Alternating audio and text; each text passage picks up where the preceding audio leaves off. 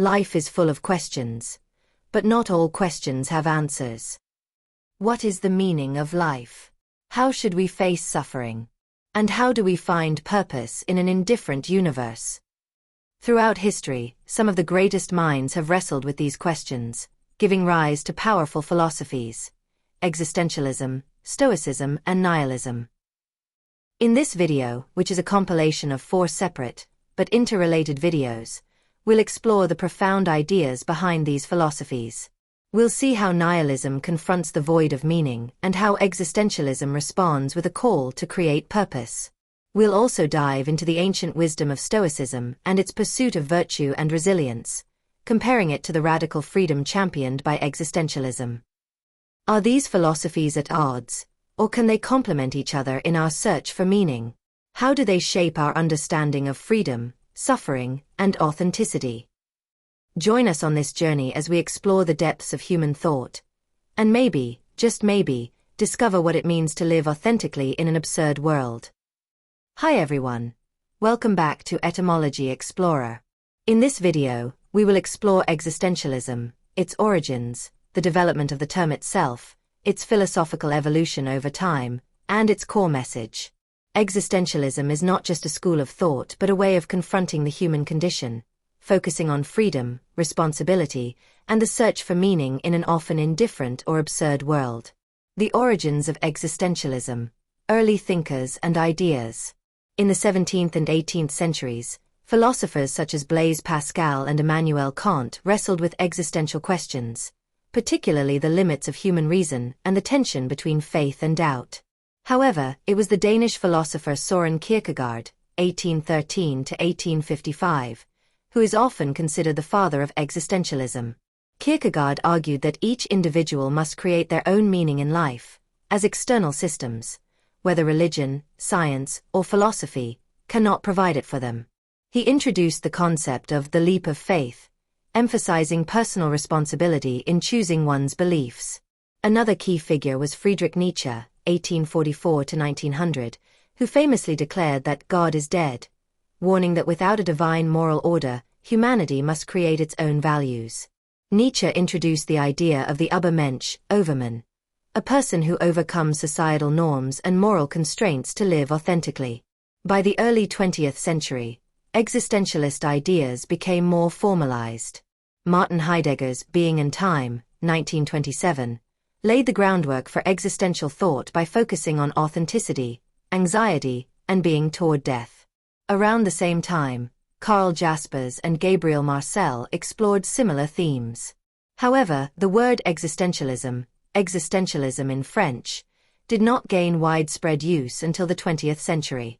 The etymology of the term existentialism, from existential plus ism, borrowed from German existentialismus.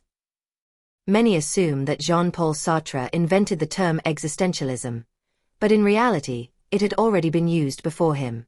Jean-Paul Sartre was responsible for its widespread use, but its history can be traced back much further. 1849, the Danish philosopher Søren Kierkegaard, often considered the father of existentialism, used the phrase existensforhold, condition of existence, and discussed existentiel pathos, laying the conceptual groundwork. Interestingly, Kierkegaard's own name means churchyard or graveyard in Danish, Kierkegaard, an oddly fitting connection given his deep reflections on faith, despair, and mortality. 1919, the German term Existentialismus appears, refining these ideas. 1941, the modern term existentialism is adopted in French, existentialism, and English, replacing earlier formulations. Sartre and his contemporaries cement its meaning as a philosophical movement. Ultimately, the term existentialism comes from the Latin existere, meaning to exist, to emerge, or to stand out. Though the philosophy itself predates the term, existentialist ideas have been explored for centuries. The evolution of the term existentialism. Early uses of the term. 19th century. Existence in philosophy. The concept of existence as a central theme in philosophy was present in the works of Kierkegaard and Nietzsche, but they did not use the term existentialism themselves. 1910s to 1920s. The first recorded uses of existentialism.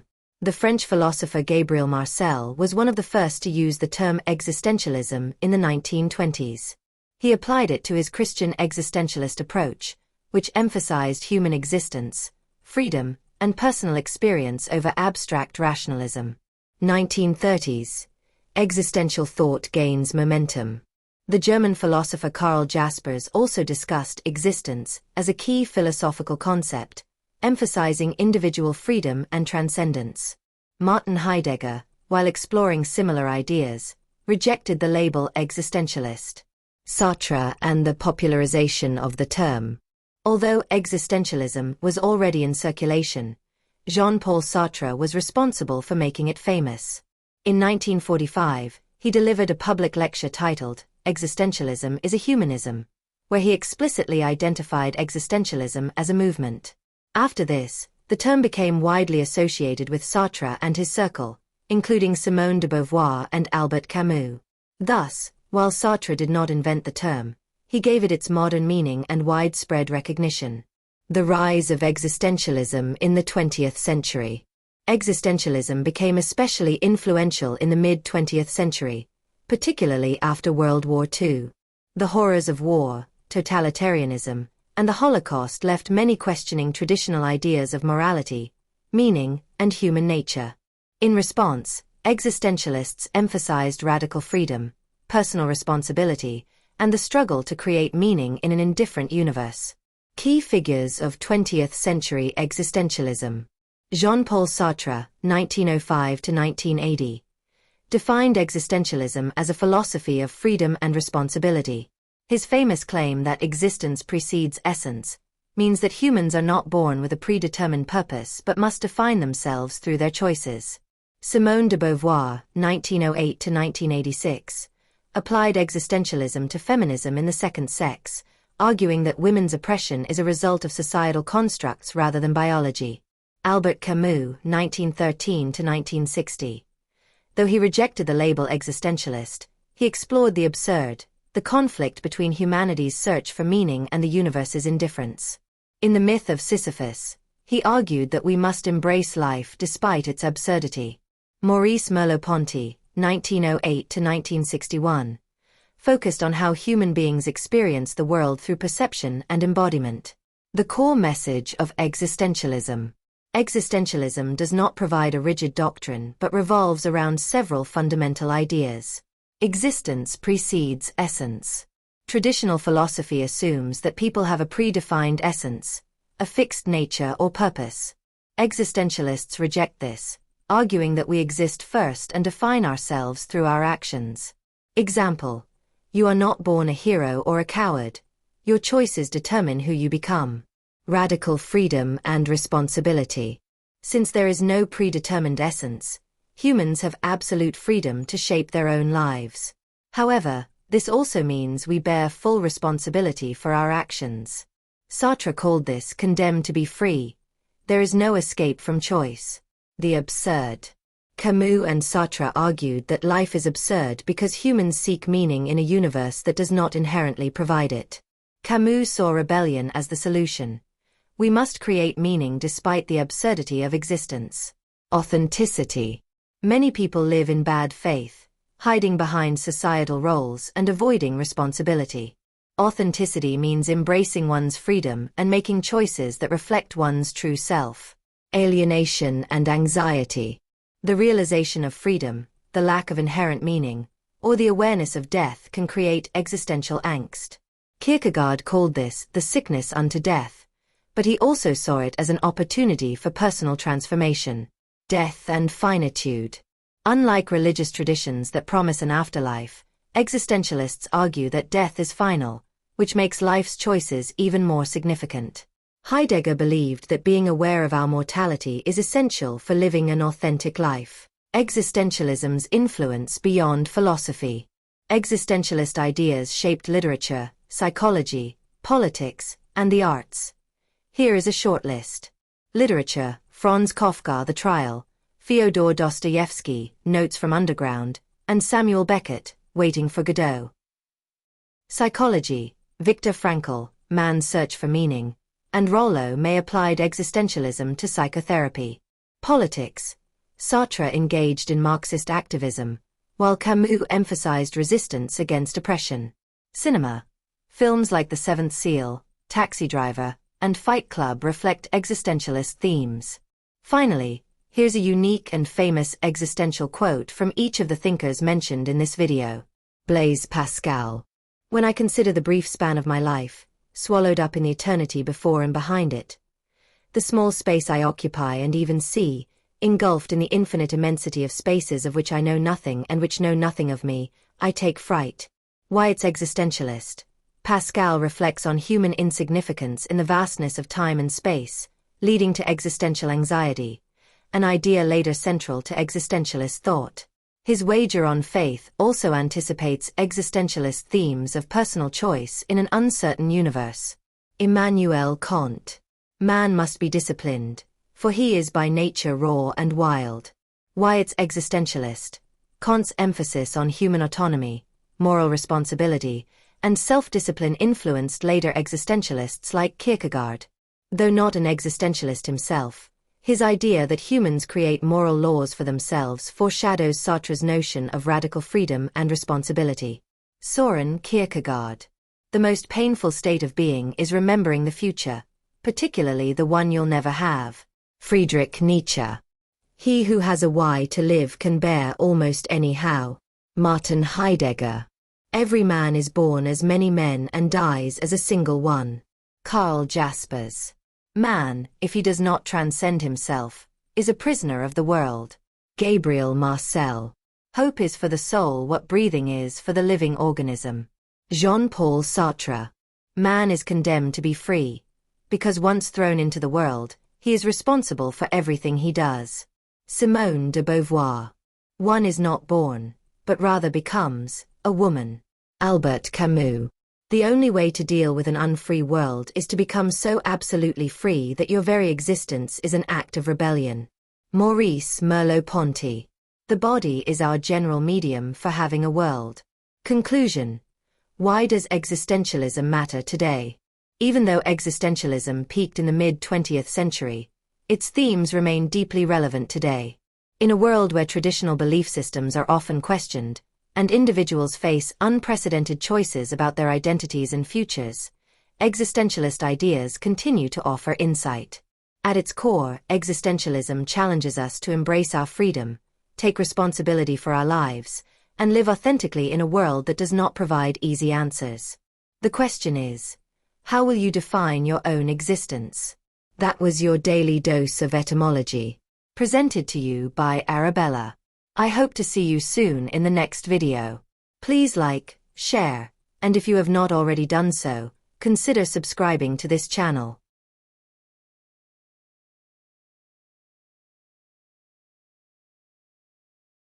Hi everyone.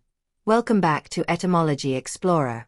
In this video, we will explore Stoicism, its origins, the development of the term itself, its philosophical evolution over time, and its core message. Stoicism is a school of thought that emphasizes virtue, rationality, and inner peace in the face of an unpredictable and often indifferent world. The origins of Stoicism, early thinkers and ideas. Stoicism originated in Athens in the early 3rd century BCE, founded by Zeno of Citium, c. 334 to 262 BCE. Zeno was influenced by Socrates, Plato, and the Cynics, particularly Diogenes of Sinope, who taught that happiness comes from living in harmony with nature and rejecting external wealth or status. However, unlike the Cynics, Zeno believed that rationality and self-discipline could be used to achieve tranquility and moral excellence. He taught his philosophy in the Stoa Poikile, painted porch, in Athens, which gave the school its name, Stoicism.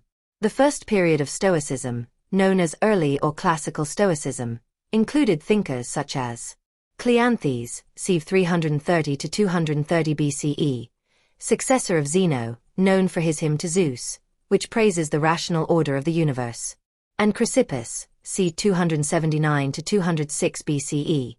Considered the most systematic thinker of early Stoicism, he developed the logic and ethics that became the foundation of later Stoic thought. The etymology and evolution of the term Stoicism. The word Stoicism derives from the Greek stoikismos, which comes from stoa, meaning porch or colonnade. This refers to the Stoa Poikile in Athens, where Zeno first taught his philosophy. Unlike other schools named after their founders, for example, Platonism, Aristotelianism, Stoicism was named after a place, emphasizing that its teachings were meant for the public and everyday life rather than for an exclusive intellectual elite. Over time, Stoicism evolved and spread beyond Greece, influencing Roman thinkers and later Western philosophy. The linguistic journey of the word Stoicism. The word Stoicism has traveled from ancient Greek to Latin and then into English, evolving along the way. Here's a breakdown of its journey. Ancient Greek. Original root. Greek term, stoikismos, derived from stoa poikile, meaning painted porch. The Stoic school was founded by Zeno of Citium in Athens, where he taught at the Stoa Poikile, a public colonnade. Thus, Stoicism is one of the few philosophies named after a place rather than a person. Latin adaptation. Latin term, stoicismus, derived from stoicus, stoic, a follower of the Stoic school. Usage. Roman writers like Cicero and Seneca adopted Stoic terminology, and it became central to Roman thought. By this point, Stoicism was no longer just a Greek school. It was deeply integrated into Roman ethics and political philosophy. Middle and early modern English. Influence of Latin and French. Medieval Latin, stoicismus, adopted into Old French as stoicism. Early English, around 16th century, Stoicism emerges in English writings, influenced by Renaissance scholars who revived interest in Greek and Roman philosophy. At this stage, Stoicism is both a reference to the ancient school and a more general term for emotional resilience. Modern English, expanded meaning. Today, Stoicism has two meanings. Philosophical Stoicism, the ancient school founded by Zeno. Everyday Stoicism, the ability to endure hardship without complaint.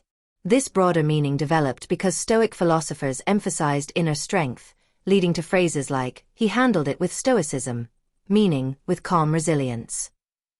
Stoikismos, a word that has endured. From stoikismos in Athens to stoicism in modern English, the term has kept its core meaning of rational endurance but expanded beyond its philosophical origins. The rise of Stoicism in the Roman world. While Stoicism originated in Greece, it became most influential during the Roman period, where it shifted from a primarily theoretical philosophy to one focused on practical ethics and personal resilience. This period, known as Later or Roman Stoicism, was shaped by figures such as Seneca the Younger, c. 4 BCE, 65 CE, a Roman statesman and playwright. Seneca emphasized practical stoicism in everyday life, especially in his letters and essays on ethics, fate, and virtue. Epictetus, c. 55 to 135 CE, a former slave who became a renowned teacher, he argued that we cannot control external events, only our responses to them. His teachings, compiled in the Discourses and Enchiridion, remain foundational to Stoic practice. Marcus Aurelius, 121 to 180 CE, a Roman emperor and philosopher, his meditations offer a deeply personal reflection on Stoic principles, emphasizing self-discipline, duty, and acceptance of fate. Roman Stoicism became more practical and accessible, focusing on resilience in the face of adversity, moral duty, and the pursuit of wisdom. The core message of Stoicism. Stoicism is a philosophy that teaches how to live in accordance with nature and reason, cultivate inner peace, and develop resilience against misfortune. Its core principles include dichotomy of control. We should focus only on what we can control, our thoughts, actions, and attitudes, and accept what we cannot control, external events, others' opinions, fate. Virtue as the highest good. Unlike pleasure or wealth, the only true good is moral excellence, wisdom, courage, justice, and temperance. Amor fati, love of fate. Instead of resisting life's hardships, we should embrace and find meaning in them. Memento mori, remember you will die. Awareness of mortality helps us prioritize what truly matters. Apatheia, emotional equanimity. True peace comes not from avoiding hardships but from learning to remain unshaken by them. Stoicism's influence beyond philosophy. Stoicism has had a lasting impact on psychology, politics, and self-improvement movements. Modern psychology, cognitive behavioral therapy, CBT, was influenced by Stoic ideas, particularly Epictetus' belief that people are disturbed not by things, but by their view of things. Leadership and military. Many leaders and military figures have drawn inspiration from Stoicism, including George Washington, Theodore Roosevelt, and Admiral James Stockdale. Self-development. Contemporary authors such as Ryan Holiday, The Obstacle is the Way, and William B. Irvine, A Guide to the Good Life, have revived Stoic principles for modern audiences.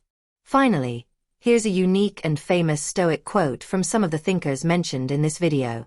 Marcus Aurelius, 121 to 180 CE.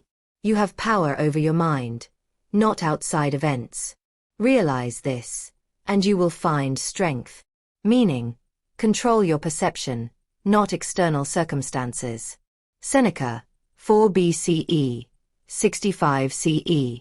We suffer more in imagination than in reality. Meaning, anxiety often comes from our thoughts, not actual events. Epictetus, c. 55 to 135 CE. It's not what happens to you, but how you react to it that matters. Meaning, your attitude determines your experience.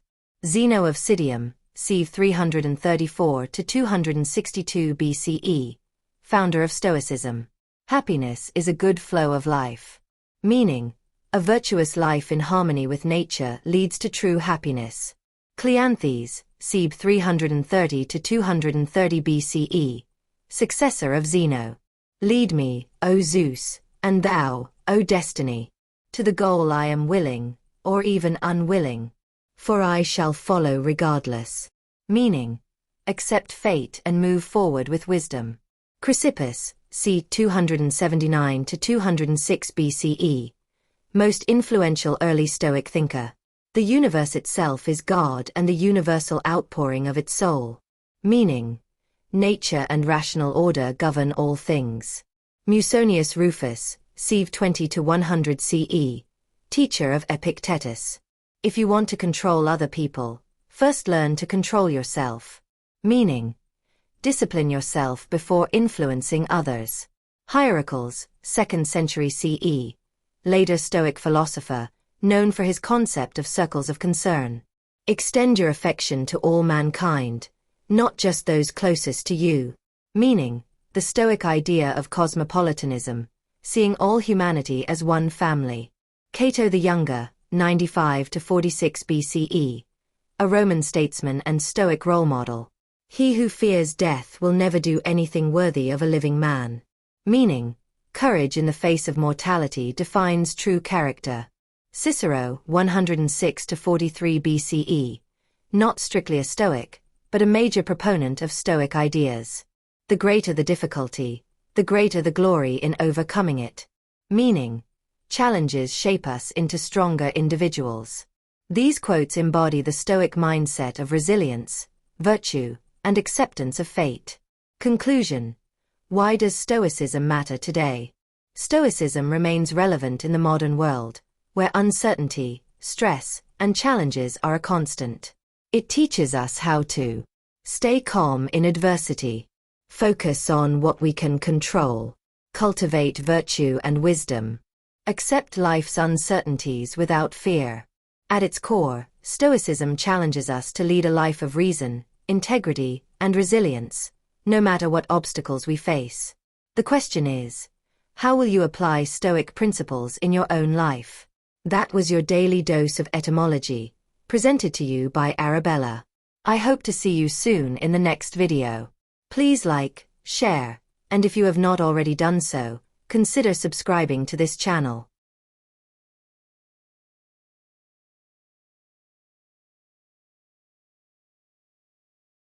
Hi everyone. Welcome back to Etymology Explorer. In this video, we will explore etymology of the term nihilism, its origins, the development of the term itself, its philosophical evolution over time, and its core message. Nihilism is a philosophical perspective that argues life lacks objective meaning, purpose, or intrinsic value. It often involves skepticism towards knowledge, truth, morality, and religious or metaphysical beliefs. Nihilism can take many forms, including existential nihilism, denying inherent meaning in life, moral nihilism, denying absolute moral principles, and epistemological nihilism, rejecting objective knowledge. Etymology and linguistic journey. The etymology of nihilism is deeply connected to the Latin term nihilum, which means nothing or not anything. Understanding how this term evolved linguistically and philosophically helps clarify the concept of nihilism. The Latin root, nihilum. The word nihilum itself is a combination of ne, not, and hilum, which originally meant a tiny thing, a speck, or a trifle. Over time, nihilum came to mean absolute nothingness, not even a small amount of something. This concept of nothingness was significant in Roman philosophy and Christian theology, where it played a role in discussions about creation ex nihilo, creation from nothing, and metaphysical voids. Transition into medieval and early modern thought. During the Middle Ages and the Renaissance, nihilum was used in theological and philosophical contexts. Christian scholasticism. Theologians like Thomas Aquinas used nihilum when discussing creation ex nihilo, emphasizing that without divine intervention, existence would revert to nothing. Renaissance skepticism. Thinkers like Michel de Montaigne began using nihil in a more skeptical, philosophical sense, questioning whether we can truly know anything. French and German adaptations. In French, nihilism began to appear in intellectual discussions, often tied to radical skepticism about truth and meaning. In German, nihilismus was used in philosophical debates by Friedrich Jacobi and later by Nietzsche to describe the collapse of absolute values. English adoption and modern meaning. By the 19th century, nihilism had taken on both philosophical and political meanings. Philosophically, it described the rejection of inherent meaning in life, Nietzsche, Schopenhauer. Politically, it became associated with Russian radicals who rejected all forms of authority, as seen in Turgenev's Fathers and Sons. How did nihilum shape nihilism? The concept of nihilum, nothingness, remains central to nihilism in several ways. Epistemological nihilism. We can know nothing for certain. Moral nihilism. No moral truths exist. Morality is nothing but a human construct. Existential nihilism. Life has no inherent meaning. Existence emerges from nothing and returns to nothing. Thus, nihilism, in all its forms, inherits its foundational idea from nihilum, that at the core of existence, there is nothing absolute, fixed, or certain. How does nihil relate to nihilum? Nihil is essentially a shortened form or contraction of nihilum. This type of linguistic simplification is common in Latin, where shorter forms of words often emerge over time for ease of use. Grammatical evolution. Nihilum is the neuter singular nominative form, fully expressing the idea of nothingness. Nihil is a contracted form that became more commonly used in both classical and medieval Latin. Use in Latin texts. Nihilum was used in more formal or philosophical contexts to emphasize absolute nothingness. Nihil became the more common word for nothing in everyday Latin speech and writing. For example, ex nihilo nihil fit. From nothing, nothing comes. Common philosophical phrase. Since nihilism is fundamentally about negation, emptiness, or the absence of inherent meaning, the word nihil serves as a fitting root. It expresses the idea of nothing in a direct and forceful way, making it a powerful term when used to describe a philosophical stance. Thinkers and spread of nihilism. Several philosophers and writers have shaped nihilism. Friedrich Heinrich Jacobi, 18th century, used the term nihilism in response to rationalist philosophy, particularly Immanuel Kant and Baruch Spinoza. Ivan Turgenev, 1862, his novel Fathers and Sons introduced the term nihilist as a rejection of authority, tradition, and religious belief.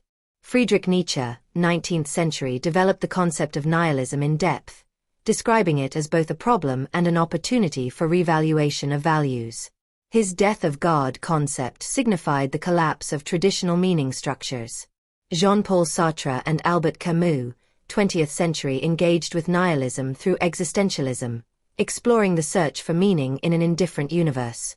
Max Stirner, an early influence on existential and nihilist thought, emphasizing radical individualism. Core message and influences. Nihilism has influenced various fields. Philosophy challenges metaphysics, morality, and epistemology. Influences postmodernism and existentialism. Politics. In Russia, nihilism was associated with radical movements rejecting religious and political authority. Literature. Existentialist and absurdist literature often grapples with nihilist themes, for example, Dostoevsky's Demons, Camus' The Stranger. Psychology. Links to existential despair and anomie, influencing thinkers like Viktor Frankl. Popular culture, reflected in films, for example, The Big Lebowski, literature, and even music, for example, punk and black metal. Nihilism is often misunderstood as leading directly to anarchy or destruction, but its relationship with political and social structures is more complex. Let's break it down. The question is whether or not nihilism results in anarchy. The answer is not necessarily. While nihilism rejects absolute values, laws, or meanings, this does not mean it directly leads to political anarchy, a state without government or order. However, there are historical and philosophical connections. Russian nihilism and political anarchy. In 19th-century Russia, nihilism became associated with radical political movements that rejected religious, moral, and social authority. Some nihilists, like Sergei Nechayev, argued for revolutionary violence to destroy existing institutions. Fyodor Dostoevsky's novel Demons critiques this extreme form of nihilism. Nietzsche's perspective. Nietzsche saw nihilism as dangerous but also as an opportunity for renewal. He warned against passive nihilism, despair and meaninglessness leading to apathy, and encouraged active nihilism, destroying outdated values to create new ones. This could be seen as revolutionary but not necessarily anarchic. Philosophical versus political nihilism. Philosophical nihilism deals with meaning, truth, and morality. It does not demand political action. Political nihilism can be used to justify anarchic or revolutionary movements, but also passive withdrawal from politics altogether. So, while nihilism can be linked to anarchy in some cases, it does not automatically lead to it. Some nihilists see no reason to engage in politics, while others see it as an excuse to reject all authority. Another question is whether nihilism is just a personal life philosophy or a structured doctrine. The answer is that nihilism is more of a philosophical tendency than a structured doctrine. Unlike ideologies like communism or liberalism, nihilism does not have a strict set of rules or goals. However, it has developed into different types of nihilism, which have been explored systematically in philosophy. Existential nihilism. Life has no intrinsic meaning or value. A person must either accept this or create their own meaning. Moral nihilism. No objective moral values exist. Morality is a human construct. Epistemological nihilism. Knowledge and truth are ultimately unknowable. Political nihilism.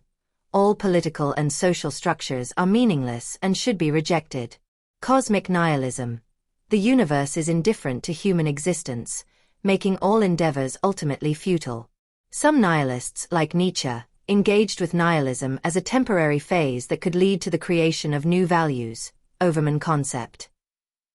Others, like Camus, argued that we should rebel against nihilism by embracing the absurdity of life, the myth of Sisyphus. Unlike existentialism or Marxism, nihilism does not provide a framework for action. It describes a state of being rather than a clear path forward. Yet another question is what nihilism can be used for. The answer is that nihilism itself is not a tool but a perspective. However, it has influenced several areas. Philosophy and ethics. Challenges dogmatic beliefs, forcing people to question assumptions. Helps deconstruct outdated moral, religious, or social norms.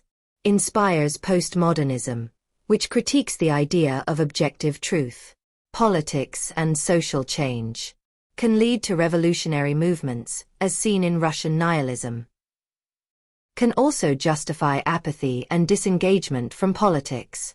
Some anarchist movements draw from nihilist ideas to reject oppressive structures. Art and literature. Found in existentialist works, Dostoevsky, Camus, and Kafka. Inspires modern and postmodern art that critiques meaning, authority, and tradition. Themes of nihilism appear in films, Fight Club and The Big Lebowski, music, punk and metal, and literature, Lovecraft's cosmic horror. Psychology and personal growth. Can lead to existential depression but also to personal freedom. Viktor Frankl, existential psychologist, argued that even in a meaningless universe, humans can create personal purpose, man's search for meaning. Some people find solace in nihilism, seeing it as a way to live without fear of judgment. Technology and AI ethics. Postmodern nihilism questions whether human knowledge can truly understand AI and technological progress.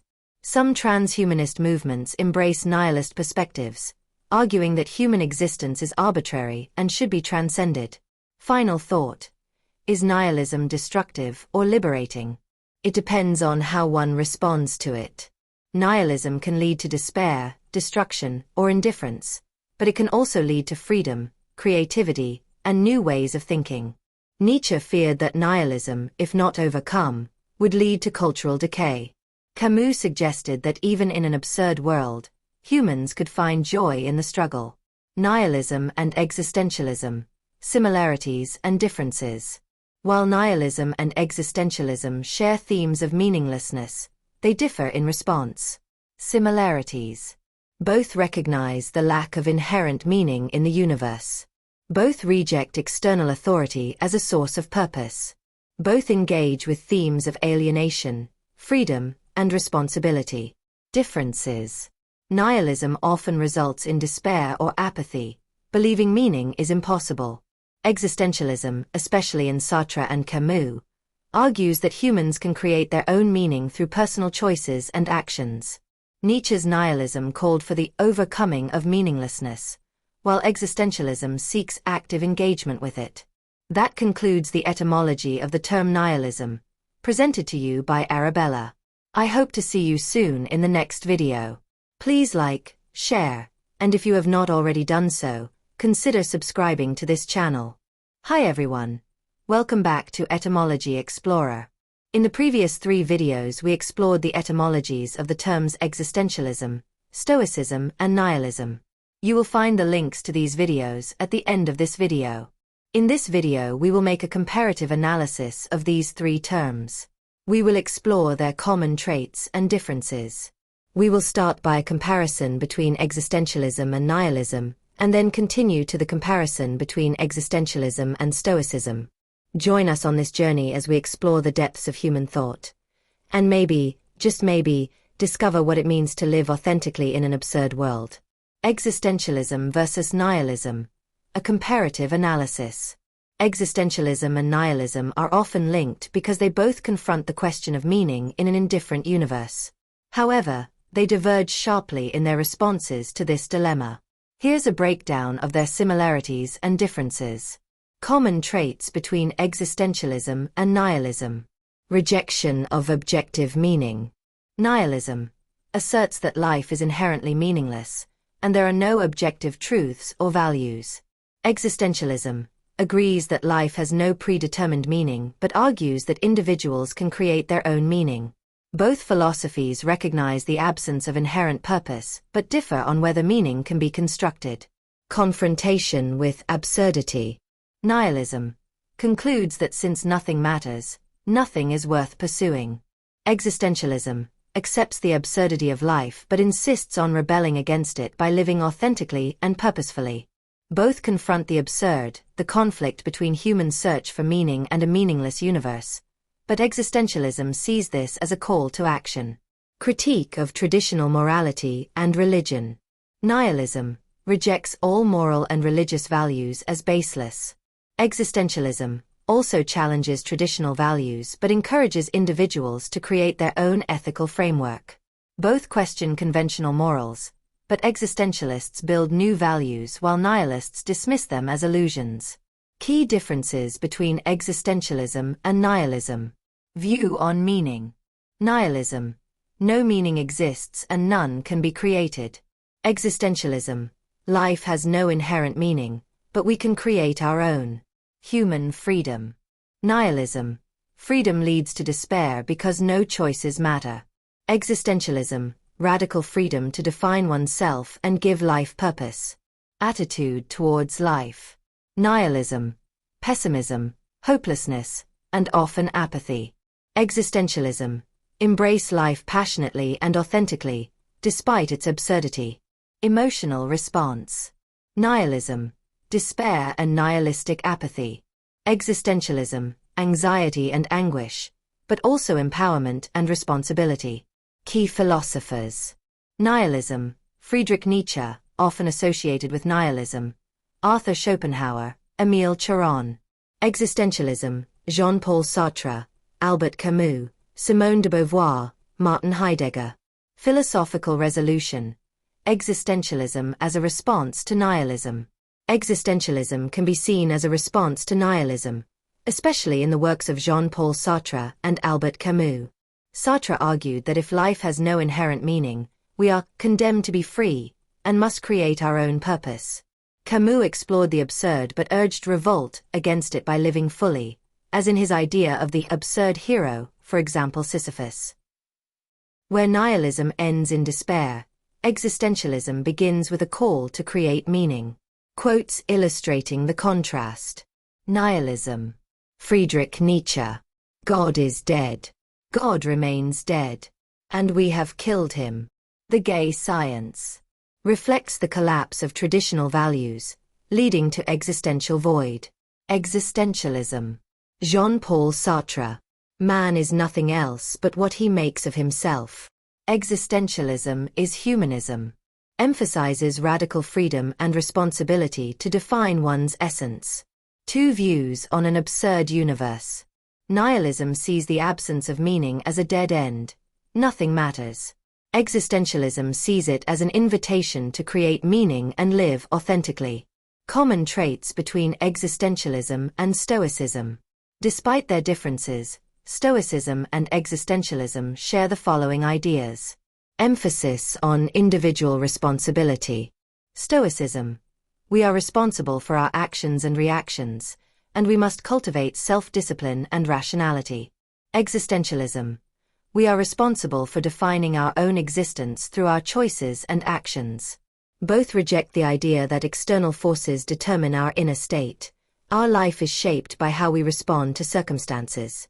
Focus on inner strength in the face of adversity. Stoicism teaches apatheia, emotional equanimity, staying calm and unshaken regardless of what happens. Existentialism accepts suffering and absurdity as an inevitable part of life but urges us to create meaning despite them. Both philosophies encourage resilience and facing difficulties with courage. Freedom and choice. Stoicism. You cannot control external events, but you can control how you react to them. Existentialism. Life has no inherent meaning, so you must choose what meaning you give it. Both stress human freedom, though Stoicism focuses on acceptance while existentialism emphasizes creation. Living authentically. Stoicism. Living in accordance with nature and reason leads to peace. Existentialism. Living authentically means embracing your freedom and taking responsibility for your actions. Both stress that one should live true to oneself, rather than following societal expectations blindly. Key differences between existentialism and Stoicism. Despite these similarities, the two philosophies differ significantly in their approach to meaning, emotions, and human nature. View of the universe. Stoicism. The universe is rational and governed by logos, order, reason, and destiny. Existentialism. The universe is absurd and lacks inherent meaning. Reaction to suffering. Stoicism. Accept suffering with calm detachment. Existentialism. Embrace suffering as part of creating your own meaning. Role of emotions. Stoicism, seek apatheia. Master your emotions to avoid distress. Existentialism, emotions, even anxiety, despair, are natural and should be explored. How to find meaning. Stoicism, align with nature and virtue. Existentialism, meaning is not given, you must create it through choices. Freedom. Stoicism, you control your reactions, but your fate is largely predetermined. Existentialism, you are radically free to shape your life and identity. Attitude toward death. Stoicism, accept it calmly, memento mori, remember you will die. Existentialism, death can be absurd but gives urgency to life's meaning. Bridging the two. Is an existential stoicism possible? Some thinkers, like Albert Camus, find elements of both philosophies valuable. One might combine Stoic resilience, accepting life's hardships without despair. Existentialist authenticity, creating personal meaning rather than following rigid doctrines. For example, Camus' concept of the absurd hero in the myth of Sisyphus reflects both existential rebellion and Stoic endurance. The struggle itself toward the heights is enough to fill a man's heart. One must imagine Sisyphus happy. Thus, while existentialism and Stoicism differ, a modern thinker could draw wisdom from both to navigate life with strength, freedom, and meaning. That concludes our comparative analysis between these three terms, presented to you by Arabella. I hope to see you soon in the next video. Please like, share, and if you have not already done so, consider subscribing to this channel.